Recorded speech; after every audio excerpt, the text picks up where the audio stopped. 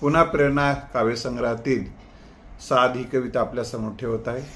सुहास्य नाही तिथे सुमधुर बोलणे कुठले, असले जरी नाते कोरड्या नात्यात प्रेम कुठले। सादाला प्रतिसाद नाही, सादाला प्रतिसाद नाही ते मैत्र कुठले।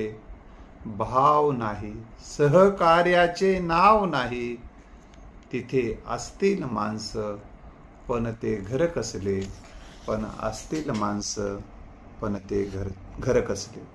पुढची कविता आहे खंत। खंत किती बाळगत बसावं माणसानं, यालाही काही सीमा असावी। भिकाऱ्यालाच भीक मागण्याची सवय नसावी।